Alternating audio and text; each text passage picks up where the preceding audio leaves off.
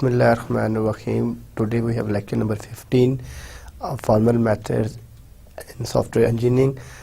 Last lecture में हमने अपनी different techniques को discuss किया था regarding software verification using formal methods. तो हमने इस chapter को last lecture में start किया था और इसकी कुछ techniques को हमने in detail discuss किया था और कुछ techniques इसकी रह गई थी. इंशाल्लाह ताला वो आज के lecture में हम इसको जो है complete करेंगे. लास्ट लेक्चर में हमने ये कहा था कि हमारे पास जो डिफरेंट टेक्निक्स हैं, क्योंकि हमने इससे पहले जो पढ़ते आ रहे हैं, हमने अपने जो इससे लास्ट 2 लेक्चर थे उसमें जो है हमने जो प्रीडिकेट लॉजिक को डिस्कस किया था और प्रोपोजिशनल लॉजिक को डिस्कस किया था, जिसमें डिफरेंट मैथमेटिकल नोटेशन थी, मैथमेटिकल लॉज थे. और हमने ये कहा था कि जितना भी लॉजिक है ये सारे का सारा हम जब अपनी डिफरेंट फॉर्मल मेथड्स को डिज़ाइन करते हैं फॉर इम्प्लीमेंटेशन, तो वहाँ पे डिफरेंट स्टेजेस के ऊपर ये सारे का सारा लॉजिक यूज़ होता है, इसकी इम्प्लीमेंटेशन होती है. तो लास्ट लेक्चर में इसलिए फिर हमने उन तमाम चीज़ों को डिटेल में डिस्कस करने के बाद इसका इंडस्ट्री की तरफ से गए कि अब हमने ये देखना है कि हम ये जितनी चीज़ें पढ़ रहे हैं इसकी इंडस्ट्री में क्या इम्प्लीमेंटेशन है, इंडस्ट्री में इसका क्या यूजेज है, और जो डिफरेंट सॉफ्टवेयर हाउसेज हैं मार्केट के अंदर वो फॉर्मल मेथड्स की डिप्लॉयमेंट किस तरीके से कर रहे हैं. ठीक है, उससे सिस्टम आपका कॉस्टली भी हो जाता है, कम्प्लेक्स भी हो जाता है, लेकिन उसके डेफिनेटली आपके एडवांटेज भी काफ़ी ज़्यादा हैं. तो अब जितने भी आपके पास जो नेशनल और इंटरनेशनल जो आपकी कंपनीज हैं, सॉफ्टवेयर हाउसेज हैं, वहाँ पे फॉर्मल मेथड्स की डिप्लॉयमेंट के प्रोसीजर्स क्या हैं, रूल्स एंड रेगुलेशंस क्या हैं, इन तमाम चीज़ों को इंशाल्लाह ताला हम अपनी आज की जो हमारी क्लास है इसमें इन डिटेल डिस्कस करेंगे. कुछ चीज़ें हमने इसको स्टार्ट किया था और जो हमारा ये टॉपिक है कि जो आपकी सॉफ्टवेयर देखें, हम जब अपने सॉफ्टवेयर को डिज़ाइन करते हैं तो डिज़ाइन से पहले उसकी रिक्वायरमेंट्स होती हैं, फिर उसका एनालिसिस होता है, फिर उस एनालिसिस की बेस के ऊपर हम अपना एक डिज़ाइन बनाते हैं. वो जो डिज़ाइन होता है, ठीक है, उस डिज़ाइन के बेस के ऊपर हम कोई उसका आर्किटेक्चर देखते हैं, आर्किटेक्चर के बाद हम उसकी इम्प्लीमेंटेशन करते हैं, इम्प्लीमेंटेशन के बाद हम उसके रिज़ल्ट की तरफ जाते हैं और जो आपके रिज़ल्ट्स होते हैं उन रिज़ल्ट से फिर हम जो है यहाँ तक तो हम मैच करते हैं उन रिज़ल्ट्स को अपनी रिक्वायरमेंट्स के साथ. क्या ये मैच कर रही हैं, क्या ये वही रिक्वायरमेंट्स हैं. अब उसके बाद हमारे पास एक कंप्लीट फेस होता है जिसको हम टेस्टिंग का फेस कहते हैं, सॉफ्टवेयर टेस्टिंग कहते हैं, और समटाइम इसको V&V भी कहते हैं, वेरिफिकेशन एंड वैलिडेशन. ठीक है, कि अब आपके पास जितनी भी आपकी बेसिक रिक्वायरमेंट थी, जब आपने सॉफ्टवेयर को रन किया, सॉफ्टवेयर को आपने इम्प्लीमेंट किया, तो क्या वो दोनों जो आपकी वेरिफिकेशन हैं वो मैच कर रही हैं. तो जो हमारे पास सॉफ्टवेयर वेरिफिकेशन और वैलिडेशन होती है, इसके डिफरेंट प्रोसीजर्स हैं, डिफरेंट रूल्स हैं. हम जब भी अपने सॉफ्टवेयर के ऊपर VV को इम्प्लीमेंट करते हैं तो जो हमारी कास्टिंग है वो डेफिनेटली थोड़ी सी इंक्रीज़ हो जाती है. लेकिन VV को इम्प्लीमेंट करने के जो प्लस पॉइंट्स हैं वो ये पॉइंट्स हैं कि आपका सॉफ्टवेयर की जो रिलायबिलिटी है, ठीक है, वो इंक्रीज़ कर जाती है, फॉल्ट टॉलरेंस ईजी होता है. तो ये सारी चीज़ें आपके जो VV मॉडल पे आती हैं. तो इंशाअल्लाह हम आज इसी लेक्चर को इन डिटेल डिस्कस करेंगे. यहाँ पे हमने लास्ट टाइम इसको एंड किया था कि वो कौन सी टेक्निक्स हैं, वेरिफिकेशन के मेथड्स क्या हैं, हम फिल्ट्रेशन किस तरीके से कर सकते हैं, हम उनको वेरीफाई किस तरीके से कर सकते हैं, वो आज इंशाअल्लाह हम आज वाली क्लास में डिटेल देखेंगे. तो हमने लास्ट टाइम एंड किया था स्टार्ट करके formal methods in block handler. तो हमने जो इस टॉपिक को थोड़ा सा इंट्रो किया था, तो मैं इसको यानी थोड़ा सा क्विकली जो है आपको रिवाइज कर दूं कि formal methods in block handler क्या था. ठीक है, इसको किस तरीके से यूज़ किया गया, और आज हम इसी को कंटिन्यू करेंगे इन डिटेल कि हम इसको किस तरीके से इंडस्ट्री में यूटिलाइज कर रहे हैं. अब इसका जो हमारे पास ब्लॉक हैंडलर का जो कंसेप्ट है, ठीक है, वो डिफरेंट चीज़ों के ऊपर बेस करते हैं. इसके डिफरेंट प्रोसीजर्स हैं, डिफरेंट रूल्स हैं जिसके ऊपर ये कंसेप्ट बेस कर रहा है. ये बेस किसके ऊपर कर रहा है? कंसेप्ट की current methods of software development involves only combination of diagrams, text, tables etcetera. कि हमारे पास जो भी करंटली हम जो अपने डिफरेंट मेथड्स यूज़ कर रहे हैं सॉफ्टवेयर डिज़ाइनिंग के लिए, सॉफ्टवेयर डिप्लॉयमेंट के लिए। उसमें जो हमारे पास कम्बिनेशंस हैं डायग्राम, अब डायग्राम्स में आप लोगों ने सॉफ्टवेयर इंजीनियरिंग में यूज़ केसेस देखी होंगी। यूज़ केसेस में आपकी क्लास डायग्राम होती है, सीक्वेंस डायग्राम होती है, एक्टिविटी डायग्राम होती है, कोलैबोरेशन डायग्राम होती है। There are 13 diagrams that are used in the human language. ठीक, ह्यूमन लैंग्वेज से जो है वो आपकी यूनिफाइड मॉडलिंग लैंग्वेज है। हम जब भी अपने सॉफ्टवेयर को डिज़ाइन करते हैं, ठीक है, अपने सॉफ्टवेयर को फार्मूलेट करते हैं, तो हम अपनी जो ह्यूमन लैंग्वेज यूज़ करते हैं अपनी डिफरेंट डायग्राम्स के लिए, अपनी नोटेशंस के लिए। इसी तरीके से आपके पास जो है DFD है, डाटा फ्लो डायग्राम्स है, ठीक है, जो आपकी डाटा फ्लो डायग्राम्स है कि जिसमें डिफरेंट आपके लेवल्स हैं डाटे की मूवमेंट के लिए, कि जिस तरह लेवल 0 है, लेवल 1 है, लेवल 2 है। ये डिफरेंट लेवल्स हैं जो आपके डाटा फ्लो को शो करते हैं कि आपका डाटा किस तरीके से फ्लो हो रहा है, उसकी मूवमेंट किस तरीके से हो रही है। तो ये सारी की सारी चीज़ें जो हैं ये हम अपने यूज़ कर रहे होते हैं अपने UML में। तो एक तो हम डायग्राम्स की बात, इसी तरह आपके पास ERD है, एंटिटी रिलेशन डायग्राम, जिसमें आपने 1 to many, many to many, ठीक है, many to one, ये सारी चीज़ें देखी होंगी। तो जो हमारे पास करंट मेथड्स हैं सॉफ्टवेयर डेवलपमेंट के, वो इन्वॉल्व हो रहे हैं बेसिकली डायग्राम्स के ऊपर, टेक्स्ट के ऊपर, टेबल्स के ऊपर। ठीक है, डायग्राम्स मैंने आपको 3 तरह की बता दी। हम अपनी UML डायग्राम्स यूज़ करते हैं, हम अपनी एंटिटी रिलेशन डायग्राम यूज़ करते हैं, हम अपनी DFT डायग्राम्स यूज़ करते हैं। अब टेक्स्ट भी हम इसमें यूज़ करते हैं, हम टेबल्स क्रिएट करते हैं जिसको हम कहते हैं कि फर्स्ट नॉर्मल फॉर्म है, सेकंड नॉर्मल फॉर्म है, थर्ड नॉर्मल फॉर्म है। ये हमारे पास डिफरेंट टेबल्स हैं हम जो क्रिएट करते हैं, ठीक है, जो जिनकी क्रिएशन होती है। तो नॉर्मली जो हमारे पास इस टाइम एग्जिस्टिंग सॉफ्टवेयर है वो एक कम्बिनेशन है डायग्राम्स का, टेक्स्ट का, टेबल्स का। ये हम करंटली हम जो अपने प्रोसीजर्स यूज़ कर रहे हैं उसमें हम ये यूज़ करते हैं। No method are use to test the correctness of the end result, ठीक है, in each of stages of software development. ठीक है, अब देखें यह जो सबसे बड़ा प्रॉब्लम है, जो सबसे बड़ा इशू है, हमने यही कहा कि हम जब अपने सॉफ्टवेयर को डिज़ाइन करते हैं तो सबसे पहले हम सॉफ्टवेयर की रिक्वायरमेंट्स फाइंड करते हैं, जिसको हम SRS डायग्राम कहते हैं। तो जो सॉफ्टवेयर की रिक्वायरमेंट स्पेसिफिकेशन होती है, जहाँ से हम वो तमाम रिक्वायरमेंट्स फाइंड करते हैं, उसकी स्पेसिफिकेशन, उसकी रिक्वायरमेंट्स क्या हैं, उसकी नीड्स क्या हैं, ठीक है, वो किस तरीके से एग्जिस्ट करता है। ठीक है, फिर हम उसके बाद जब हम उसको फाइनलाइज कर लेते हैं तो हम उसके बाद अपने सेकंड फेज की तरफ जाते हैं, जहाँ पे हम उसका एनालिसिस करते हैं। उन रिक्वायरमेंट की बेसिस के ऊपर हमारा एनालिसिस होता है और फिर एनालिसिस के बाद हम डिज़ाइन की तरफ जाते हैं।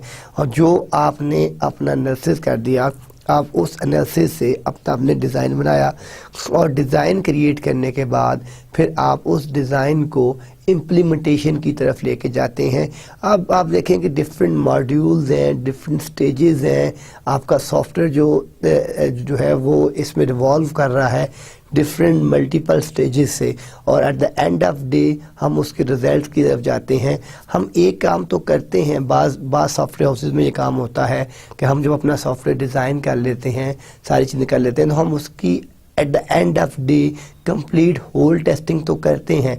लेकिन प्रॉब्लम ये है कि अगर उस टाइम पता चले कि प्रॉब्लम आपकी रिक्वायरमेंट फेसेस में है तो आपका सॉफ्टवेयर तो यानी आपके लिए यूजलेस होगा। क्यों कि आप फर्स्ट स्टेज पे चले गए हैं, आपको जगह 9th स्टेज पे पता चलता है कि नहीं ये तो फर्स्ट स्टेज है, यही गलत है, तो डेफिनेटली उसके बाद जो अगली इस बिल्डिंग के जितने ब्लॉक्स हैं वो डेफिनेटली आपके लिए यूजलेस हो जाएंगी। ठीक है, तो ये हम मेजरली जो हम प्रॉब्लम फेसिंग कर रहे थे अपनी सॉफ्टवेयर इंडस्ट्री के अंदर, वो यही प्रॉब्लम हम फेस कर रहे हैं कि हमारे पास कोई एक सिंगल मैकेनिज्म नहीं है, कोई एक सिंगल मेथडोलॉजी नहीं है जो हमें क्योंकि हम eight the end of day उसकी टेस्टिंग करते हैं और जो प्रॉब्लम रेजेस होते हैं वो यहीं पे होते हैं। इसीलिए आप ये देखें हम यहाँ पे क्या कह रहे हैं कि no methods are use to test the correctness, कि वो कितनी करेक्ट है of the end result in each of stages of software development. कि हमारे पास जो हमारे पास एंड रिजल्ट्स हैं, जो हमारे पास जितनी भी स्टेजेस आती हैं सॉफ्टवेयर डेवलपमेंट की, उसमें हमें ये नहीं पता कि उसकी करेक्शन क्या है, वो किस लेवल तक ठीक जा रहा है।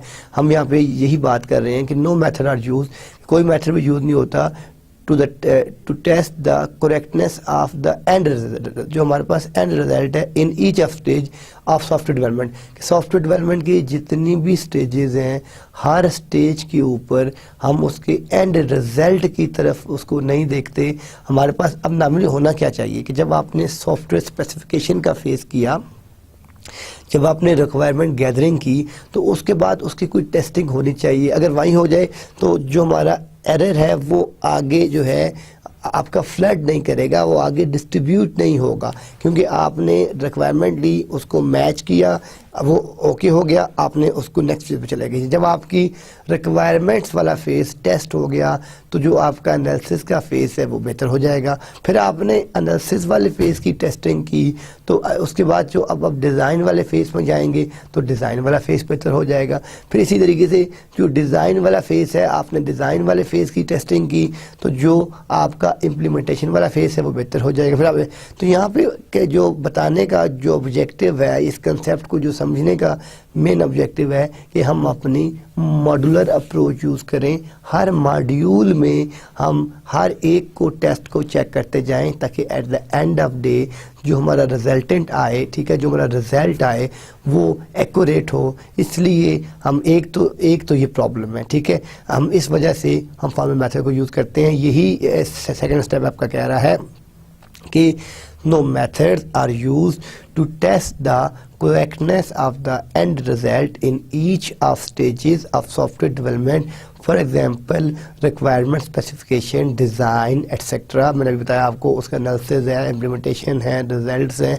तो इसलिए ये कंसेप्ट ये है कि हम अपने ब्लॉक हैंडलर क्यों यूज़ करेंगे। The main reason is this कि हमारे पास कोई ऐसा मैकेनिज़्म नहीं है कि हम हर मॉड्यूल के ऊपर अपनी सॉफ्टवेयर की टेस्टिंग करें, उसकी रिलायबिलिटी चेक करें कि वो कितना रिलायबल है कि नहीं है। This may lead to contradiction, ambiguities, incompleteness and vagueness etcetera. ठीक है, अब जब हम इसको नहीं करते तो इससे हमारे पास प्रॉब्लम्स क्या क्या अरेज हो रहे हैं। कंट्रडिक्शन कि हमारी स्पेसिफिकेशन के अंदर डिफरेंट टाइप की कंट्रडिक्शन रेज हो सकती हैं, एम्बिग्युइटीज रेज हो सकती हैं। एम्बिग्युइटीज ये है कि हमें अब उसका एग्जैक्टली आइडिया नहीं है कि हम क्या करना चाह रहे थे और उसका रिजल्ट क्या आ गया। डिफरेंट टाइप की आपकी एम्बिग्युइटीज रेज हो सकती हैं। इनकम्प्लीटनेस, ठीक है, आपकी रिक्वायरमेंट कुछ रह सकती हैं, मिस हो सकती हैं, वो आपको फिर से डिज़ाइन करनी पड़ेगी, फिर से ओके करनी पड़ेगी।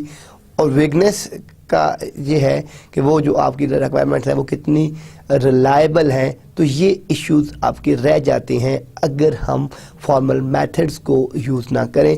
This may not be a good option for safety critical और mission critical system where failure may have high price. This is a very very important point कि हम यहाँ इसको मैं रिपीट करता हूँ। This may not be a good option for safety critical और mission critical system where failure have high price. ठीक है, देखिए आपके पास ऑनलाइन बैंकिंग है, ठीक है, फॉर एग्जांपल, ठीक है, अब हम बाज़ दफ़ा ये कहते हैं कि 2-3 मिनट से क्या टाइम फ़र्क पड़ता है। अब हम इसकी मैं आपको एक लाइव एग्जांपल समझाता हूँ कि जो ऑनलाइन बैंकिंग सिस्टम है, अब एक यूज़र है, उसका अकाउंट है एक बैंक में जिसमें, और वो ऑनलाइन बैंक सिस्टम है, उसके 5 मिलियन उसमें हैं, ठीक है।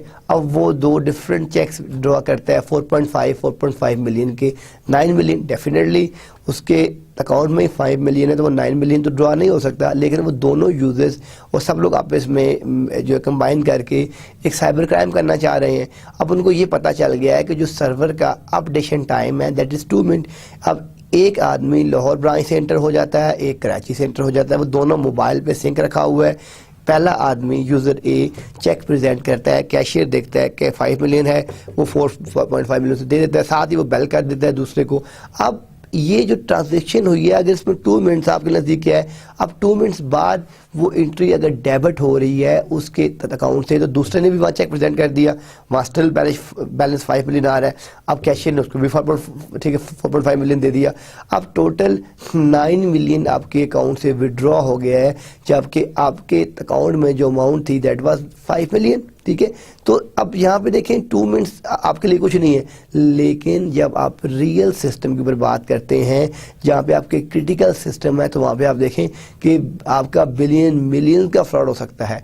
आपके हेल्थ सिस्टम है जो ऑटोमेटिक ऑपरेशन के लिए यूज़ होते हैं, जो ऑटोमेटिक डोज जो है सिस्टम को जो पेशेंट को दे रहे हैं, अगर उसकी रीडिंग में प्रॉब्लम आ जाए या कोई और इशू आ जाए तो उससे किसी भी ह्यूमन बीइंग की डेथ हो सकती है। ठीक है, आपके डिफेंस सिस्टम है, ठीक है, जो हम यूज़ करते हैं, अगर उन सिस्टम्स के अंदर जो प्रॉब्लम आ जाए तो फिर भी इशू हो सकता है। तो these are very critical systems. ठीक है, ये जितने भी क्रिटिकल सिस्टम्स हैं, अगर हम यहाँ पे प्रॉपरली हम उसकी टेस्टिंग नहीं करेंगे, हम अपनी रिक्वायरमेंट्स फाइंड नहीं करेंगे, तो हम कभी भी सिस्टम डिज़ाइन नहीं कर सकते, सिस्टम को डेवलप नहीं कर सकते।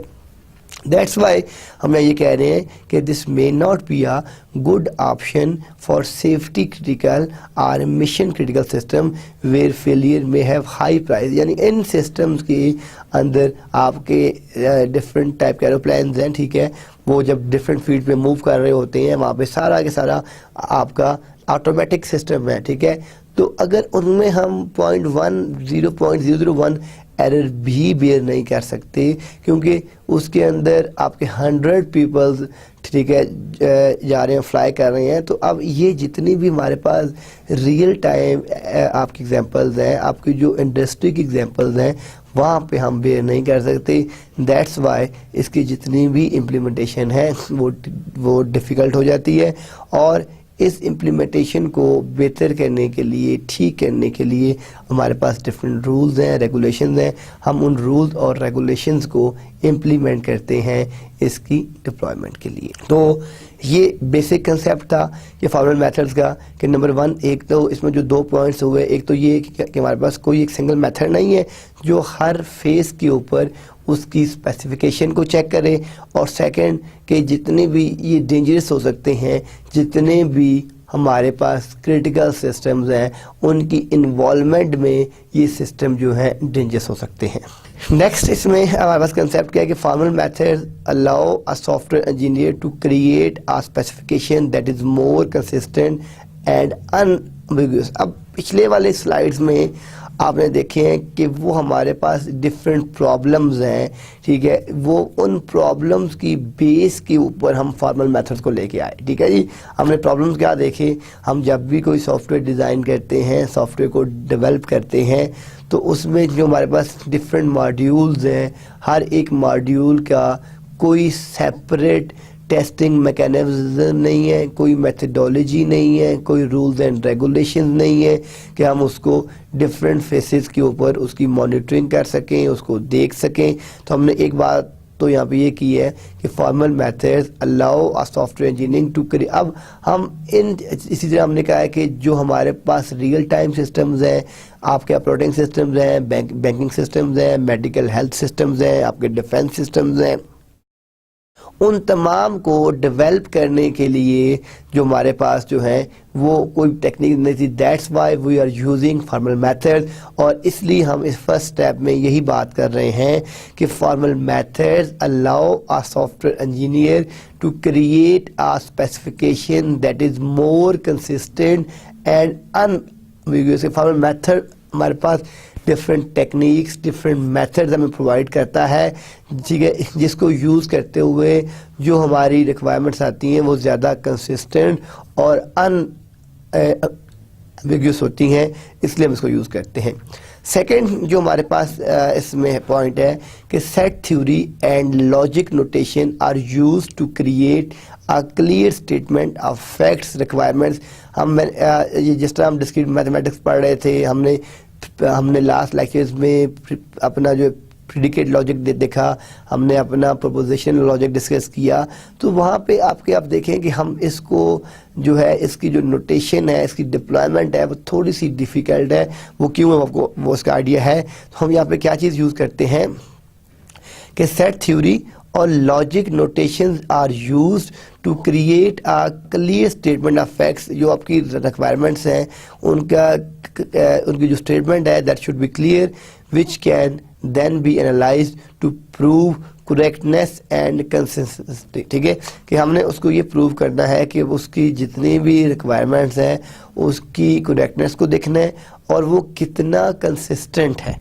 ठीक है, यानी हमने उसकी कंसिस्टेंसी चेक करनी है और उसकी करेक्टनेस चेक करनी है। वो हम उसमें यूज़ करेंगे थ्योरी और लॉजिक नोटेशंस को यूज़ करेंगे। ठीक है जी। Then sense specification is created using mathematical notation. It is inherently less ambiguous than informal modes of representation. हम इसमें हम अपने जितने भी इसमें हम यूज़ करेंगे, हम अपनी मैथमेटिकल नोटेशन को यूज़ करेंगे इसको डिज़ाइन करने के लिए, इसको इम्प्लीमेंट करने के लिए। तो ये हमारा कंसेप्ट है कि what are the needs of formal methods in the software engineering, why we use formal method in software engineering, what are the major advantages using formal methods in the software engineering। तो ये different advantages हैं, इसकी needs हैं, ठीक है, इसकी requirements हैं। That's why हम अपने formal methods use करते हैं अपनी software engineering की designing और deployment और अपनी implementation के लिए। तो तभी हम इसको डिस्कस करते हैं। अब इसके जो डेफिनेशन में एक डाटा इनवेरिएंट है और एक हमारे पास स्टेट है। ठीक है, ये इन दोनों कंसेप्ट्स को हम डिस्कस करते हैं कि डाटा इनवेरिएंट क्या चीज़ है और स्टेट क्या चीज़ है। A data invariant is a condition that is true throughout the execution of the system that contains a collection of data। आप देखें ये जो एग्जांपल है, ठीक है, ये किसके ऊपर बेस कर रही है, हम यहाँ पे क्या बात कर रहे हैं कि a data invariant is a condition that is true throughout the execution of the system that contains a collection of data। कि ये हमारे पास जो डाटा इनवेरिएंट है ये कंडीशन है जो ट्रू होती है through out the execution of the system. कि आपका जो सिस्टम है जब वो एग्जीक्यूट कर रहा है that contains a collection of data. ठीक है, वो अब क्या चीज़ कंटेन कर रहा है, उसमें जो डाटे की कलेक्शन है वो उसको कंटेन कर रहा है। तो यहाँ पे वो कंडीशंस हैं, वो टर्म्स हैं, वो रूल्स हैं, वो रेगुलेशंस हैं, वो फॉर्मुलेशंस हैं। ठीक है, जो सिस्टम की हर फेस को, हर स्टेज को, ठीक है, जो है उसकी एक्यूरेसी चेक करेंगी, उसकी डिप्लॉयमेंट चेक करेंगी। तो that's why we are saying invariant is a condition कि ये कंडीशन है दैट इज ट्रू, ये ट्रू होनी चाहिए throughout the execution of system. System के पूरे सिस्टम के जितने भी स्टेप्स हैं उन तमाम में इसकी एग्जीक्यूशन जो है वो होनी चाहिए, ट्रू होनी चाहिए। That contains a collection of data, जो डाटे की कलेक्शन कंटेन करता है। एग्जांपल क्या है, maximum number element any system. अब इसकी डिफरेंट एग्जांपल्स हैं। फर्स्ट क्या है कि maximum number elements in any system, कि किसी भी सिस्टम में मैक्सिमम जो नंबर्स होते हैं उसके जो, ठीक है, मैक्सिमम नंबर जो होते हैं उसके जो एलिमेंट्स होते हैं किसी भी सिस्टम में, वो duplication not allowed in a system.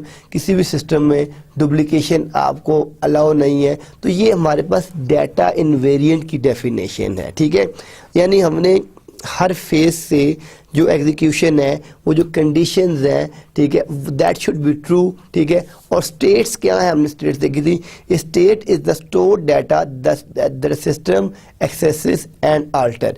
अब यानी ये कि स्टेट वो है कि वो डाटा जो सिस्टम में आपका सेव पड़ा हुआ है, ठीक है, और उसको एक्सेस किया जाता है और अगर उसमें कोई चेंजेस हैं तो वो चेंजेस जो हैं डिप्लॉय की जाती हैं, ठीक है, डिज़ाइन की जाती हैं, उन चेंजेस को देखा जाता है।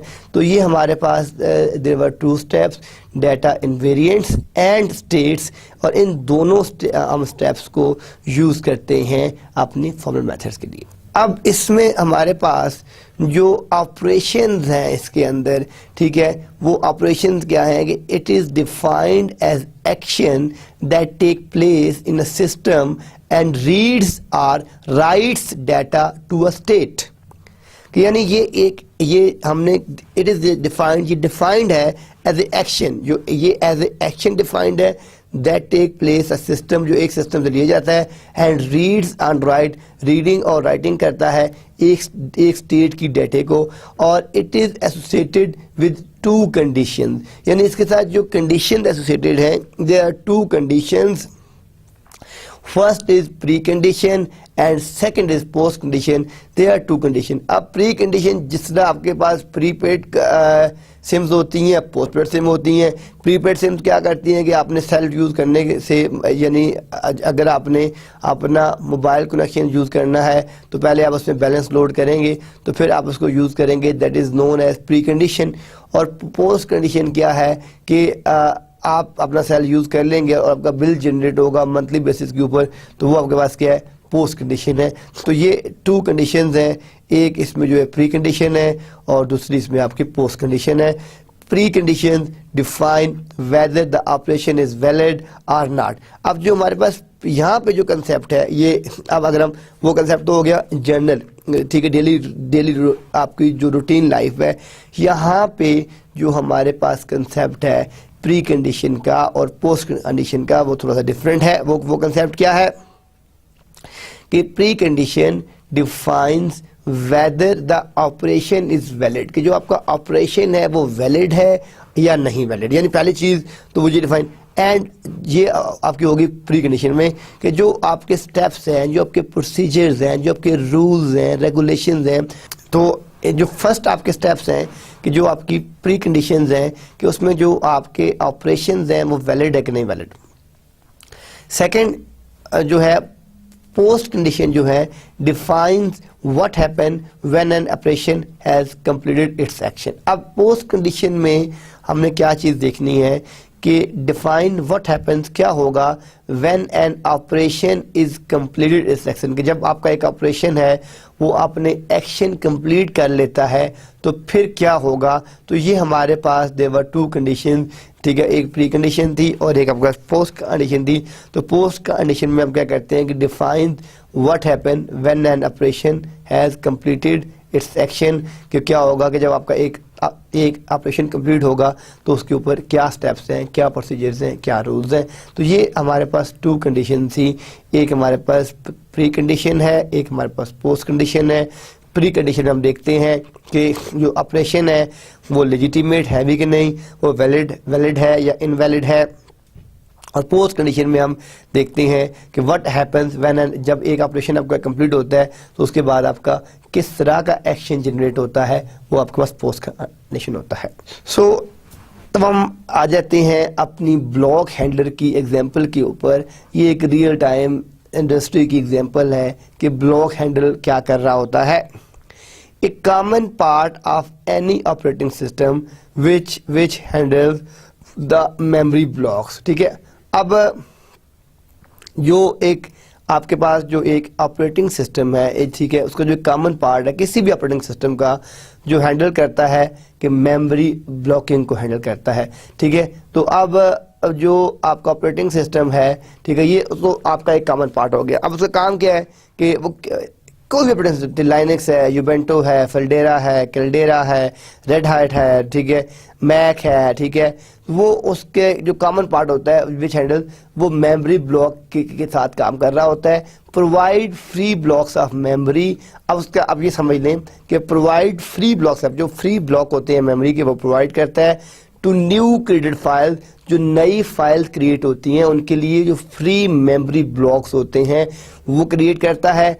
And regains block when file is removed, ठीक है। सेकंड उसका काम क्या है, एंड रीगेन ब्लॉक्स, उन ब्लॉक्स को रीगेन करता है जब आपकी फाइल रिमूव हो जाती है तो उसको वो रीगेन करता है। It keeps tracks to free blocks are the unused block and the used blocks, ठीक है। अब ये किस चीज की ट्रैकिंग का मतलब होता है, मॉनिटरिंग, ठीक है, रिकॉर्ड कीपिंग, ठीक है। अब ये क्या कर रहे हैं कि it keeps tracks of free blocks are the unused blocks and the used blocks, ठीक है। ये उस तमाम जितने भी आपके ब्लॉक्स हैं जो आपके यूज्ड हैं, फ्री हैं, उन तमाम का ट्रैक रखता है। Whenever a block is free, जब भी एक ब्लॉक फ्री होता है, it is added to the queue of unused blocks, and similarly whenever a block is needed, first block from the queue of unused block is given for use। ठीक है, ये book नहीं है, it's a block. ठीक है, तो ये हमारे पास जो इसका मेन कंसेप्ट है वो ये कंसेप्ट है। ठीक है, यानी एक तो वो आपका ट्रैक रखता है आपके फ्री ब्लॉक्स का, अनयूज ब्लॉक को मेमोरी स्पेस देता है, और यहाँ पे जो फाइनल स्टेप है कि whenever a block is free, जब भी एक ब्लॉक फ्री होता है, it is added to the queue, ये क्यू में एड करता है ऑफ अनयूज ब्लॉक, जितने भी आपके अनयूज ब्लॉक्स होते हैं। And similarly when ever a block is needed, first block, ठीक है, from the queue of unused block is given for use. तो ये आपके स्टेप्स हैं, ये आपकी वर्किंग है जो आपकी ब्लॉक हैंडलिंग के लिए यूज होती है, कि जो आपका ब्लॉक हैंडलर है वो किस तरीके से वर्किंग कर रहा है, उसके क्या स्टेप्स हैं। अब हम ब्लॉक हैंडलर की मैथमेटिकल डेफिनेशन के ऊपर आते हैं कि mathematical definition of state, data invariant and operation for such system will be as follows. अब अगर हम इसी ब्लॉक हैंडल को डिस्क्रीट मैथमेटिक्स में, कंप्यूटिंग में, न्यूमेरिकल कंप्यूटिंग में, ठीक है, या फॉर्मल मेथड्स की फॉर्म में देखें तो इसकी डेफिनेशन क्या बन सकती है, हम इसको किस तरीके से डिफाइन कर सकते हैं। इसकी जो डेफिनेशन है, हम ये कहते हैं कि जो स्टेट है कलेक्शन, ठीक है, collection of free blocks, collection of use blocks and the queue of return blocks, mathematically they are defined as, use को हम पी ब्लॉक्स कहते हैं, इसको फ्री को भी हम पी ब्लॉक्स कहते हैं, और ब्लॉक क्यू को भी हम सीक्वेंस पी ब्लॉक्स कहते हैं।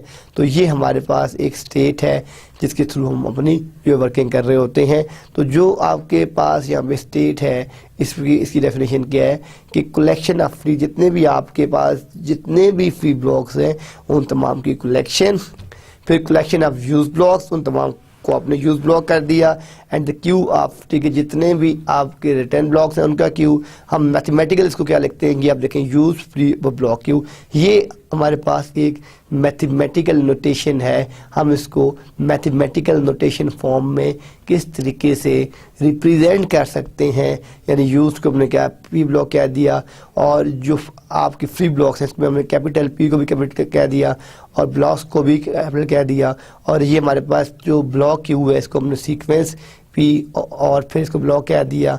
तो ये हमारे पास सीक्वेंस पी ब्लॉक्स है। तो ये आपके स्टेट्स के देयर आर 3 पैरामीटर्स, जिसमें यूज पी ब्लॉक्स हैं, जिसमें फ्री पी ब्लॉक्स हैं, जिसमें block Q sequence P blocks हैं। ये हमारे पास जो स्टेट है और ये इसके 3 पैरामीटर्स हैं। हम जो अपनी स्टेट के अंदर ये 3 पैरामीटर्स जो है यूज़ करते हैं, ठीक है, और इन्हीं पैरामीटर की बेस के ऊपर हम अपना मैथमेटिकल मॉडल बनाते हैं, फॉर्मल मेथड की रिक्वायरमेंट्स डिफाइन करते हैं, और ये अभी हम देखते हैं कि हम इसको अब किस तरीके से इंटरलिंक करते हैं फर्दर रिक्वायरमेंट्स के साथ। अब यहाँ पे जो नेक्स्ट हमारे पास कंसेप्ट है दैट इज डेटा इनवेरिएंट का, ठीक है।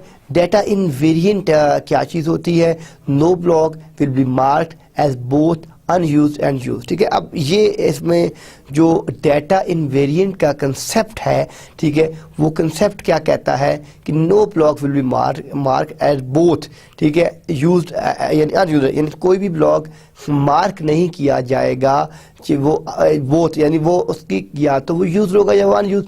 एट द सेम टाइम उसकी 2 कंडीशंस पॉसिबल नहीं है, ठीक है। The collection of use blocks and blocks that are unused will be the total collection of blocks that make up the files, ठीक है। यानी यहाँ पे आप इस डेफिनेशन को देखें जरा कि हम इस डेफिनेशन में क्या बात कर रहे हैं। हम ये बात कर रहे हैं कि the collection of use block है, आपके पास जितने भी यूज ब्लॉक की कलेक्शन है and blocks that are unused, और जितने भी आपके ब्लॉक अनयूज्ड हुए हैं, will be the total collection, वो total collection of blocks that make up the files, वो उन तमाम फाइल्स की मेकअप करेगा। और इसमें हम क्या कहते हैं, यूज्ड और U free is equal to all blocks. तो यानी जो हमारे पास सेकंड डेफिनेशन थी या जो हमारे पास सेकंड स्टेप था, ठीक है, वो स्टेप क्या है कि जो हम इसको यूज़ कर रहे होते हैं, the collection of used and blocks of used blocks and blocks that are unused will be the total collection of blocks that make up the files, और used और u free block को हम कहते हैं is equal to all blocks। तो ये हमारे पास data invariant आ गया, ठीक है, जिसमें हमने फर्स्ट स्टेप ये किया और सेकंड स्टेप ये किया। तो ये हमारे पास 2 स्टेप्स हैं फॉर द कम्युनिकेशन, ठीक है। तो अभी हम इसकी फर्दर एग्जांपल्स देखते हैं कि जो आपके पास यू फ्री है वो ऑल ब्लॉक्स से किस तरह आ रहा है, इसको हम यूज़ किस तरह करेंगे और ब्लॉक हैंडलर के साथ इसको लिंक किस तरह करेंगे। अभी हम एक रियल टाइम इसमें एग्जांपल देखते हैं। ब्लॉक हैंडलर की जो हमारे पास ऑपरेशंस हैं, प्री हमने क्या कहा था कि एक तो हमारे पास प्री कंडीशंस होनी चाहिए और एक हमारे पास पोस्ट कंडीशन होनी चाहिए। तो इसमें जो हमारे पास प्री कंडीशंस हैं और जो पोस्ट कंडीशंस हैं हम उनको डिस्कस करते हैं। ऑपरेशन में हम क्या कहते हैं कि operations for removing block from the Q. के अब जो आपके पास एक क्यू में जो आपके डिफरेंट ब्लॉक्स लगे हुए हैं, ठीक है, ऑपरेशन में उन तमाम ब्लॉक्स को, उन तमाम क्यूज़ को वहाँ से आपने जो है रिमूव करना है। और प्री कंडीशन को हम आप देखिए हमने लिखा है number sign block Q greater than 0। हमने यहाँ पे अब जो इसकी ये अब देखिए इसमें जो ब्लॉक हैंडलर है इसके हमारे पास देयर आर 3 फंक्शंस, ठीक है। वो 3 फंक्शंस कौन कौन से हैं? फर्स्ट इसमें ऑपरेशंस है, ठीक है, सेकंड इसमें प्री कंडीशंस है, थर्ड इसमें पोस्ट कंडीशंस है, ठीक है जी। ऑपरेशन में हम ये कहते हैं कि operation for removing block from the Q, कि आपके जितने भी ब्लॉक हैं जो क्यू बन रहा है उन तमाम में से उसको रिमूव करने के लिए यूज़ किया जाता है। और इसमें फिर हमने ये कहा है कि हमारे पास there are 2 condition, first is pre condition and second is post condition. तो जो प्री कंडीशन हैं जिसमें हम कहते हैं used is equal to used plus block Q blocks used, यानी ये हमारे पास जो फर्स्ट कंडीशन है हम इसमें क्या कह रहे हैं कि यूज्ड इज इक्वल टू ये आपके पास जो यूज हुई है और प्लस जो आपके पास जितना भी ब्लॉक क्यू है, जो ब्लॉक्स बने हैं जो यूज्ड हुए हैं वो, और फ्री में हमने क्या किया is equal to free minus, ठीक है, ये आपके पास क्या चीज़ है, ये free minus block Q blocks और ब्रेसेस में यूज। तो ये हमारे पास 3 इसमें की यूज हैं, एक इसमें ऑपरेशन की, एक प्री कंडीशन की, एक पोस्ट कंडीशन की। तो इस तरीके से जो हमारा ब्लॉक हैंडलर है वो इस तरीके से काम कर रहा होता है कि उसमें ऑपरेशन किस तरीके से हो रही है, उसमें प्री कंडीशन किस तरीके से हो रही है, पोस्ट कंडीशन किस तरीके से हो रही है। इनको हम कंबाइन करके अपनी ब्लॉक हैंडलर की जितनी भी जो स्टेप्स हैं वो हम देख सकते हैं क्या क्या स्टेप्स हैं इसको रन करने के लिए। अब यहाँ पे इनका जो सिलेक्शन क्राइटेरिया है, अब वो हमने अगर स्लाइड में देखें तो हमने ये तो बता दिया कि आपके ऑपरेशंस हैं, आपकी प्री कंडीशंस हैं और आपकी पोस्ट कंडीशंस हैं। अब हमने इसका कोई सिलेक्शन क्राइटेरिया भी तो रखना है कि किन रूल्स एंड रेगुलेशन के ऊपर, किन टर्म्स एंड कंडीशन के ऊपर हमने इनको सिलेक्ट करना है। तो जो इसमें इनका सिलेक्शन क्राइटेरिया है वो क्राइटेरिया क्या है कि factors that should be taken into consideration while using formal method are as follows, ठीक है जी। अब इसके अंदर हमने ये देखना है कि जो आपके फैक्टर्स हैं that should be taken into consideration while using formal method are as follows. अब हम उन सिलेक्शन क्राइटेरिया को देख लेते हैं कि हमारे पास क्या क्राइटेरिया है जो यूज़ करने के लिए। फर्स्ट स्टेप में हमने क्या कहा कि factor that should be taken into consideration while using formal method are as follows. सबसे फर्स्ट पॉइंट क्या है? एस्टिमेट कास्ट, ठीक है जी। अब ये वो फैक्टर्स हैं हम जब अपने फॉर्मल मेथड्स को यूज़ करते हैं तो हमारे पास कुछ रूल्स होने चाहिए, कुछ प्री डिफाइंड कंडीशंस होनी चाहिए और कोई क्राइटेरिया होना चाहिए। वो जो क्राइटेरिया है वो क्राइटेरिया हम डिस्कस करने लगे हैं। सबसे पहले हम क्या कहते हैं? एस्टिमेट कॉस्ट, कि जो हमारे पास कॉस्टिंग है उसकी एस्टिमेशन, कि formal methods have high startup cost, training staff acquisition of support tools and use of contract consultants then results in high first time cost. तो अब आप ये देख रहे हैं कि जो फॉर्मल मेथड्स हैं, ठीक है, फॉर्मल मेथड्स के लिए हम अपने क्या बात कर रहे हैं कि फॉर्मल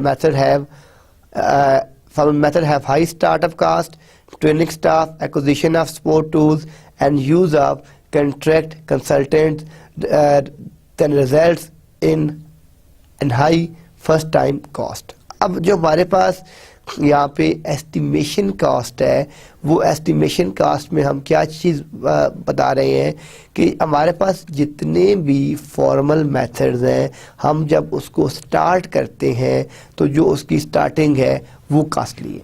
मैंने फर्स्ट पॉइंट किया है कि फॉर्मल मेथड है हाइस्ट, यानी जब मैंने आपको शुरू बताया था कि एक तो कम्प्लेक्स है, एक कास्टिंग ज़्यादा होती है और इम्प्लीमेंटेशन डिफ़िकल्ट है, ठीक है. लेकिन जो लार्जेस्ट सिस्टम्स हैं, ठीक है, जिससे डिफेंस सिस्टम है, मेडिकल सिस्टम है, बिलिंग सिस्टम है, उसमें आप सिस्टम, अभी हमने पीछे भी ये स्टडी किया है कि हम अपना सिस्टम फेलियर बेयर नहीं कर सकते. तो इसलिए कास्ट में आपकी ट्रेनिंग स्टाफ है, एक्विजिशन ऑफ सपोर्ट, जो उसमें डिफरेंट टूल्स यूज़ होंगे उसकी एक्विजिशन है, and use of contract consultant, ठीक है, जो आपके टेम्परेरी कंसल्टेंट्स होंगे उसको डिज़ाइन करने के लिए in high first time cost, उनकी कास्टिंग बहुत हाई है फर्स्ट टाइम. तो ये फर्स्ट पॉइंट तो ये कि हम उसकी प्रॉपरली कास्टिंग एस्टिमेट कर लें. सेकंड क्या है कि use formalisation and not our formalisation. अब जो हमारे पास सेकंड स्टेप है कि हम अपनी फॉर्मलाइजेशन को यूज़ करें and not our formalisation. It is not necessary to apply formal methods to every aspect of a major system. देखिए ये अब नेसेसरी नहीं है कि हम इसमें अपने फॉर्मल मेथड्स को अप्लाई करें हर एक सिस्टम की मेजर एस्पेक्ट्स के लिए, ठीक है जी. Components that are safety critical should only be built using formal methods. अब ये जो हमारे पास सेकंड पॉइंट है कि हमारे पास जितने भी कंपोनेंट्स हैं, जो सिस्टम आपका जो क्रिटिकल सिस्टम है, should only be build using formal method. हम जब भी उनको डिज़ाइन करें तो हम उनको फॉर्मल मेथड्स के थ्रू डिज़ाइन करें, उनको फॉर्मल मेथड के थ्रू राइट करें. तो उसके लिए जो हमारे पास सेकंड स्टेप है वो है फॉर्मलाइजेशन का है. तो फर्स्ट क्या है इसकी कास्टिंग है, इसकी एस्टिमेटेड कास्टिंग है. सेकंड क्या है कि आपकी फॉर्मलाइजेशन और नॉट अवर फॉर्मलाइजेशन, ये आपका सेकंड स्टेप है. ये अभी तक 2 स्टेप्स हैं सिलेक्शन क्राइटेरिया के. थर्ड स्टेप क्या है, यानी there are 4 steps that we used for formal method selection criteria. Third step क्या आपके पास इंटीग्रेशन. इंटीग्रेशन क्या होती है जनरल, अगर हम सॉफ्टवेयर इंजीनियरिंग में देखें तो हम अगर अपना एक सॉफ्टवेयर डिज़ाइन कर रहे हैं, उस सॉफ्टवेयर के अगर डिफरेंट मॉड्यूल्स हैं तो उन मॉड्यूल्स को अगर आपने आपस में हर एक मॉड्यूल को आपने बना लिया, जिसको हम मॉड्यूलर अप्रोच भी कहते हैं, तो आपके जितने भी मॉड्यूल्स हैं उन तमाम मॉड्यूल्स को आपस में इंटीग्रेट करना, लिंक करना, एक सिंगल चैनल पे लेके आना, उसको हम क्या कहते हैं, उसको हम अपनी इंटीग्रेशन कहते हैं, ठीक है. तो यहाँ पे जो इंटीग्रेशन है हम इसकी डेफिनेशन भी स्टडी कर लेते हैं. It is possible to integrate and in many cases desirable to integrate a formal method with conventional or object oriented method. कि हम इसको जब भी इंटीग्रेट करेंगे तो हम इसको जितने भी हमारे पास फॉर्मल मेथड्स हैं, चाहे वो कन्वेंशनल हैं या वो ऑब्जेक्ट ओरिएंटेड हैं, उनके साथ लिंक करेंगे. ए combination if properly applied can produce excellent results. ठीक है, अगर हम एक कम्बिनेशन जो है वो अगर हम प्रॉपरली उसको अप्लाई करते हैं तो हमारे पास जो रिजल्ट्स हैं वो बेहतर आ सकते हैं. तो थर्ड जो हमारे पास इसमें स्टेप है दैट इज़ इंटीग्रेशन, ठीक है. और लास्ट क्या है, शुड मेंटेन क्वालिटी स्टैंडर्ड. जिस तरह देखें आपके पास जब भी आप कोई चीज़ परचेज करते हैं तो आपके डिफरेंट ISO स्टैंडर्ड्स हैं, इंटरनेशनल स्टैंडर्ड ऑर्गेनाइजेशंस हैं, ठीक है, 9002 सर्टिफाइड है, 9004 सर्टिफाइड है, 9001 सर्टिफाइड है। तो ये जितनी भी चीज़ें हैं ये सारी की सारी आपकी इंटरनेशनल स्टैंडर्ड्स हैं। हम उन स्टैंडर्ड्स की बेसिस के ऊपर ही अपने क्वालिटी स्टैंडर्ड मेंटेन कर रहे होते हैं। तो क्वालिटी श्योरेंस और टेस्टिंग के लिए, जिसको हम सॉफ्टवेयर क्वालिटी श्योरेंस भी कहते हैं, सॉफ्टवेयर क्वालिटी श्योरेंस इसलिए कहते हैं कि वो सॉफ्टवेयर से रिलेटेड है। अगर हम जनरल बात करें तो हम उसको क्वालिटी श्योरेंस भी कहेंगे, इसको हम क्यों कहेंगे। तो software quality श्योरेंस activities must continue to be applied as systems are developed। ठीक है, कि आपके पास कोई ना कोई क्राइटेरिया होना चाहिए सॉफ्टवेयर डेवलपमेंट का, सॉफ्टवेयर डिज़ाइनिंग का, और उसके बाद कोई उसका इंटरनेशनल टेस्टिंग रूल भी हो कि उसकी क्वालिटी को इंश्योर कैसे करना है। क्वालिटी को इंश्योर करने के लिए, उसकी क्वालिटी को चेक करने के लिए कि वो सॉफ्टवेयर कितना रिलायबल है, ठीक है, उसकी आप इंटीग्रेशन कर सकते हैं कि नहीं कर सकते, उसकी टेस्टिंग किस तरह करेंगे, उसके रूल्स एंड रेगुलेशन किस तरह बनाएंगे। ये जितनी चीज़ें हैं इस सारे के लिए आपको चाहिए होता है कि software quality assurance activities must continue to be applied as systems are develop, कि आपको जो सिस्टम्स हैं वो किस तरीके से कैसे डेवलप हुए, क्या क्या रूल्स है और क्या क्या उसके रेगुलेशन है। तो ये हमारे पास एक इसका सिलेक्शन क्राइटेरिया है। फिफ्थ, इसमें जो अब ये जो फर्स्ट 4 थे ये आपके नेसेसरी स्टेप्स थे। ठीक है, जो फर्स्ट 4 आपके स्टेप्स थे ये आपके मैंडेटरी स्टेप्स हैं, जिसके अंदर हमने कॉस्टिंग एस्टिमेट करनी है, सिस्टम की फॉर्मलाइजेशन करनी है, इंटीग्रेशन करनी है और क्वालिटी एश्योरेंस मैनेज करनी है। अब जो नेक्स्ट स्टेप है कि जो आपके पास वन शुड नॉट बी डोगमेटिक और टेस्ट अगेन। ठीक है ना, ये जो हमारे पास जो स्टेप्स हैं ये हमारे पास एक्स्ट्रा स्टेप्स हैं। 2 हम चाहें तो यूज़ कर सकते हैं, चाहे तो हम ना कर सकते, लेकिन इसके बेनिफिट्स क्या है अगर हम इन दोनों स्टेप्स को यूज़ करते हैं तो हमारे पास इसकी प्लस पॉइंट्स क्या हैं, इसकी एडवांटेजेस क्या हैं। वो ये हैं कि formal method are not a guarantee of correctness. ठीक है जी, कि वो गारंटी नहीं है उसकी 100% कि उसकी कितनी करेक्टनेस है। It is possible that the final system even when developed using formal method may have small omissions, minor bugs and other attributes that do not meet expectations। तो फॉर्मल मेथड के अंदर देखें, वो तो आपको मैंने शुरू में बताया था, कोई चीज़ भी परफेक्ट नहीं है सिवाय अल्लाह ताला की ज़ात के अलावा।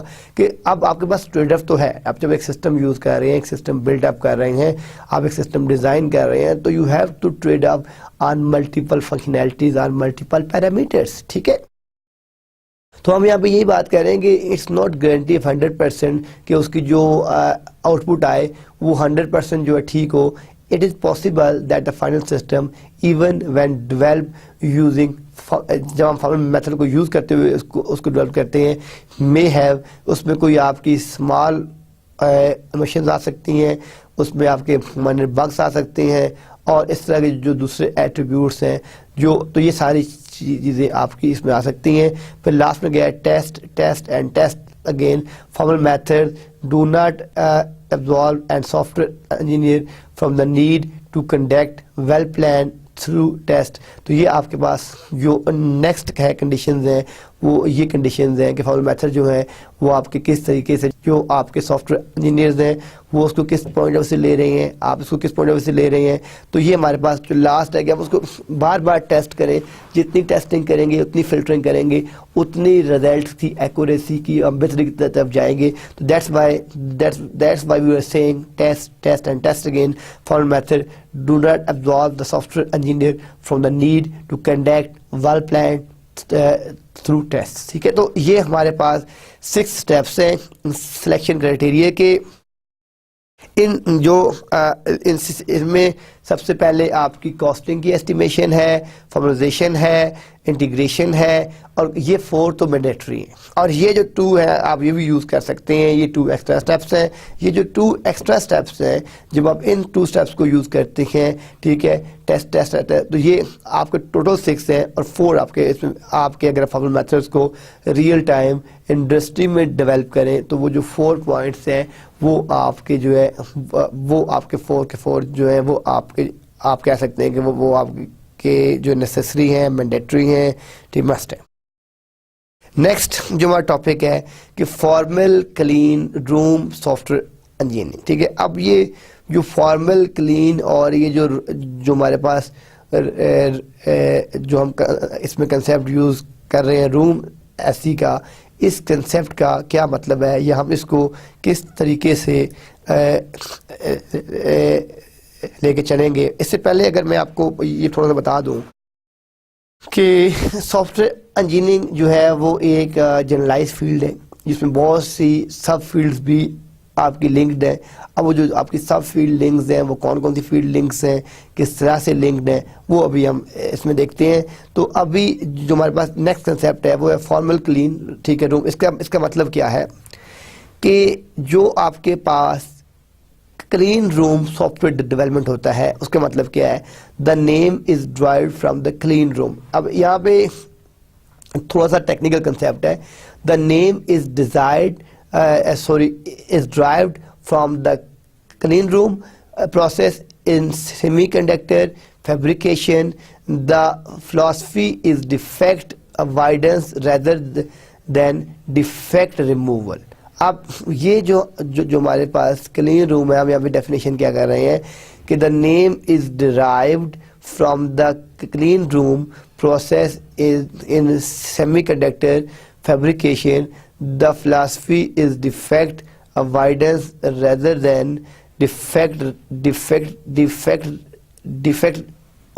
defect removals. जितने भी आपके डिफेक्ट रिमूवल्स हैं उनको रिमूव करने के लिए जो फिलॉसफी है, जो डिज़ाइन है वो हम यूज़ करते हैं। This software development process is based on. अब जो क्लीन रूम सॉफ्टवेयर जो है ये कितने पैरामीटर्स पे, how many parameter are steps are used in this, therefore first is incremental development, ठीक है। जिस तरह हमने सॉफ्टवेयर इंजीनियरिंग में एक मॉडल पढ़ा होगा, इंक्रीमेंटल मॉडल हमने पढ़ा था। इंक्रीमेंटल मॉडल क्या होता है कि जो आपकी जितनी भी इंक्रीमेंट्स होती हैं, यानी आपने एक फेस बना लिया, फिर सेकंड बना लिया, फिर थर्ड, जिसको हम इंक्रीमेंटल बैकअप भी कहते हैं। आज से अगर हमने आज से बैकअप स्टार्ट किया तो आज का बैकअप, कल का जो बैकअप है वो आज के बाद स्टार्ट होगा।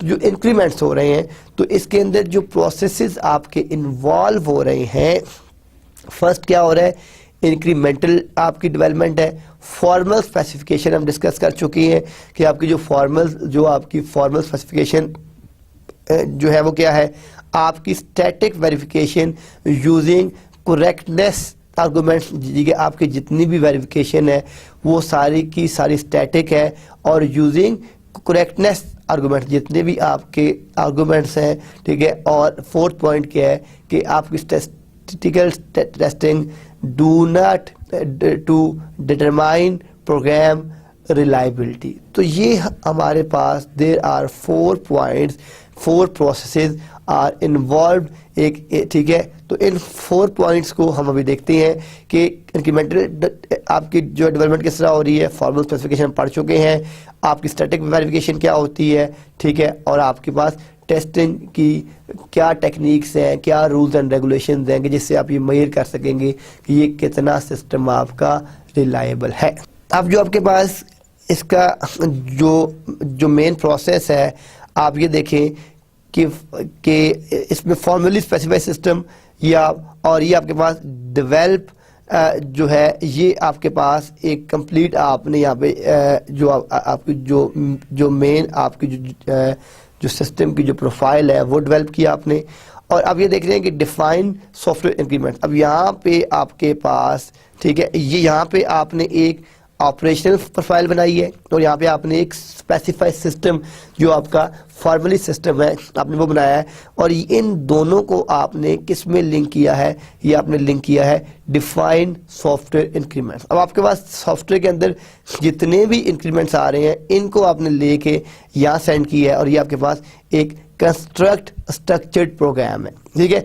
और ये आप सेंड कर रहे हैं डिज़ाइन स्टैटिकल टेस्ट के अंदर। अब आपके पास जितने भी स्टैटिकल टेस्ट हैं, ठीक है, जो आप डिज़ाइन कर रहे हैं, यानी आप ये प्रोफाइल आप सेंड कर रहे हैं अपने स्ट्रक्चर प्रोग्राम में, और ये सेंड कर रहे हैं अपने स्टैटिकल डिज़ाइन के अंदर, और ये सेंड कर, ये यहाँ पे आपके पास क्या है, ये आपका फॉर्मली कोड है, और ये आपके पास जितने भी इंक्रीमेंट्स हैं ये आपकी इंटीग्रेशन है, और ये आपके पास टेस्ट की इंटीग्रेशन है। और ये अब आप देख रहे हैं कि यहाँ पे आपके जितने भी एरर्स आ रहे हैं ये आपका एरर का जो आपका एरर का रीवर्क है ये वो आ रहा है, ठीक है। तो अब इस स्टेप में देखें कि यहाँ पे आपने सिस्टम ले लिया, ठीक है, उसकी फाइल ले ली, इंक्रीमेंट्स किए, आपका स्ट्रक्चर प्रोग्राम है, उसकी कोड की वेरिफिकेशन है, ठीक है, उस तमाम की इंटीग्रेशन है, फिर डिज़ाइन बनाया, और ये आपके पास उस पूरे सिस्टम को हमने टेस्ट करके इंटीग्रेट कर दिया उस सिस्टम के साथ। तो ये हमारे पास एक क्लीन रूम प्रोसेस का जो एक सिंपल DFT कह लें, जो इसकी डाटा फ्लो डायग्राम है वो किस तरीके से काम कर रही है, वो इस तरीके से काम कर रही है। अब आपके पास क्लीन रूम प्रोसेस के जो करेक्टरिस्टिक्स हैं वो करेक्टरिस्टिक्स कौन कौन से हैं, ठीक है। फर्स्ट करेक्टरिस्टिक्स क्या है कि इसके बेनिफिट्स क्या हैं, इसके एडवांटेजेस क्या हैं। Formal specification using a state transition model. अब ये जितने भी आपकी स्पेसिफिकेशन है ये एक स्टेट ट्रांजिशन मॉडल को यूज़ करता है, ठीक है। सेकेंडली इसमें incremental development where the customer priorities increment, ठीक है। ये आपके पास एक इंक्रीमेंटल डेवलपमेंट है, ठीक है, वेयर द कस्टमर, जहाँ पे आपके कस्टमर की जितनी भी प्रायोरिटीज हैं, ठीक है, इसकी इंक्रीमेंट्स हैं। ये बेसिकली आपका एक इंक्रीमेंटल डेवलपमेंट प्रोसेस है कि वो आपने किस तरीके से यूज़ करना है। देन आपके पास जो आपकी स्ट्रक्चर्ड प्रोग्रामिंग है, limited control and abstraction constructs are used in the program, कि जो आपकी स्ट्रक्चर जितनी भी आपकी जो आपके स्ट्रक्चर की जितनी प्रोग्रामिंग बनती है वो लिमिटेड कंट्रोल है, और उसकी जितनी भी एक्सप्रेशन है वो हम अपने जो है प्रोग्राम में यूज़ कर सकते हैं। और static verification using rigorous inspection, ठीक है, और statistical testing of the system, हम पूरे सिस्टम की जो टेस्टिंग करते हैं वो सारी की सारी हम अपनी स्टैटिकल टेस्टिंग कर रहे होते हैं। तो ये हमारे पास कुछ प्रोसेस कैरेक्टरिस्टिक्स की जो एग्जांपल्स हैं और उसके एडवांटेजेस हैं। अब फॉर्मल स्पेसिफिकेशन एंड इंस्पेक्शन, कि जो आपके पास फॉर्मल स्पेसिफिकेशन है और जो उसकी इंस्पेक्शंस हैं उनके क्या क्या स्टेप्स हैं। फर्स्ट स्टेप हम ये कहते हैं कि the state based model is system specification and the inspection process check the program against this model, ठीक है। अब जो हमारे पास फर्स्ट इसमें है कि ये आपके पास एक स्टेट बेस्ड मॉडल है इज अ सिस्टम, जिसमें सिस्टम की जितनी भी स्पेसिफिकेशन है and the inspection process checks the program against this model, कि आपके जो मॉडल है इसके अगेंस्ट आपकी जितनी भी स्पेसिफिकेशन है, जितनी भी चीज़ें हैं, अब वो सारी की सारी जो चेक कर सकते हैं। The programming approach is defined so that the correspondence between the model and the system is clear, ठीक है। अब यहाँ पे आपके पास जो भी आप अपनी प्रोग्रामिंग अप्रोच यूज़ कर रहे हैं that should be very clear, ठीक है, ताकि वो आपको डिफाइन कर सके कि जो आपकी मॉडल और सिस्टम के साथ जितनी भी क्रॉसपॉन्डिंग है वो पता चले कि वो आपकी विजिबल होनी चाहिए, आपको पता होना चाहिए कि उसकी मूवमेंट किस तरीके से हो रही है। That's why we are saying the programming approach is defined so that the corresponding between the model and the system is clear, ठीक है। ये हमारे पास सेकंड पॉइंट आ गया। मैथमेटिकल आर्गूमेंट्स नॉट प्रूफ, यानी जो आपके पास मैथमेटिकल आर्गूमेंट्स है यानी उसमें आपने अपने प्रूफ्स की बात नहीं कर रहे हम, ठीक है, are used to increase confidence in the inspection process, यानी अब जो हमारे पास जितने भी मैथमेटिकल मॉडल्स हैं, जो आर्गूमेंट्स हैं, जो प्रूफ्स हैं, वो हम यूज़ करते हैं टू, यानी उस सिस्टम को, ठीक है, सिस्टम का जो कॉन्फिडेंस है, जो वो लेवल है, उसको इंक्रीज़ करने के लिए, जो हमारा इंस्पेक्शन प्रोसेस है उसको बेहतर करने के लिए, ज़्यादा रिलायबल बनाने के लिए हम वो मॉडल यूज़ करते हैं। तब आपके पास जो आपका क्लीन रूम प्रोसेस टीम है, ठीक है, इसके अंदर जो आपके पास जो इसके स्टेप्स हैं, फर्स्ट स्टेप क्या है कि क्लीन रूम प्रोसेस के अंदर कि आपकी स्पेसिफिकेशन टीम है, अब आपके पास जो स्पेसिफिकेशन टीम है, फिर आपके पास डेवलपमेंट टीम है और फिर आपके पास सर्टिफिकेशन टीम है। There are 3 teams that we are using in clean room process teams. ठीक है जी। फर्स्ट क्या है कि जो आपकी स्पेसिफिकेशन टीम है, इसका काम क्या है कि responsible for developing and maintaining the system specification, यानी सिस्टम की जितनी भी स्पेसिफिकेशन है उनको, ठीक है, उसको डेवलप करना, उसको मेंटेन करना, उस पूरे सिस्टम की जो रिस्पॉन्सिबिलिटी है वो आपकी स्पेसिफिकेशन टीम के लिए है। डेवलपमेंट टीम के लिए क्या है काम है कि ये क्या काम करती है कि इसमें responsible for developing and verifying the software is not executed और even compiled during this process. ये आपके पास जो आपकी टीम काम कर रही होती है, जितनी भी आपकी डेवलपमेंट होती है, उस तमाम के जितने भी टास्क होते हैं responsible for developing and verifying the software, जो सॉफ्टवेयर की वेरिफिकेशन है, जो सॉफ्टवेयर की एग्जीक्यूशन है, वो सारी की सारी। थर्ड क्या है, आपकी सर्टिफिकेशन टीम है। इसमें क्या काम हो रहा होता है कि इसका जो मेजर टास्क होता है, responsible for developing a set of statical test to exercise the software after development. और इसमें जो आपका reliability graph model use to determine whether reliability is acceptable. हम जो इसको जो हम इसके लिए अपन चेक करते हैं, जो रूल्स एंड रेगुलेशन है, हम इसमें जो मॉडल यूज करते हैं वो मॉडल रिलायबिलिटी ग्रोथ मॉडल है, वो यूज होता है इसको चेक करने के लिए कि सिस्टम कितना रिलायबल है, कितना बेहतर है, ठीक है, टास्क की मॉनिटरिंग के लिए और रिजल्ट्स के लिए। फिर हमारे पास इस सारे की जो प्रोसेस क्यूलेशन है उसके स्टेप्स क्या हैं, उसके ये 3-4 स्टेप्स हैं। फर्स्ट स्टेप क्या है कि the result of using the clean room process have been very impressive with few discovered fault in delivered system। ठीक है, बहुत कम फॉल्ट आते हैं। Independent assessment shows that the process is no more expensive than other, यानी एक तो ये आपका एक्सपेंसिव नहीं है। There were fewer error that in the traditional development process, इसमें बहुत कम एरर आते हैं। ठीक है, जो आपका एक नॉर्मल सिस्टम है उससे ज़्यादा कम एरर आते हैं। और the process is not widely used. It is not clear how this approach can be transferred to an environment with less skilled or less motivated software engineers। तो इसको जो आपके सॉफ्टवेयर इंजीनियर्स जो आपके नए हैं, ठीक है, जो भी बिगनर्स हैं, उनके लिए थोड़ा सा इसको यूज करना थोड़ा सा जो है डिफिकल्ट होता है। तो ये आज का हमारा लेक्चर था जिसके अंदर हमने अपने डिफरेंट रूल्स देखे, डिफरेंट तरीके के फॉर्मल मेथड की जो वैलिडेशन है वो किस तरीके से होती है, उसकी स्पेसिफिकेशन किस तरीके से यूज़ की जाती है।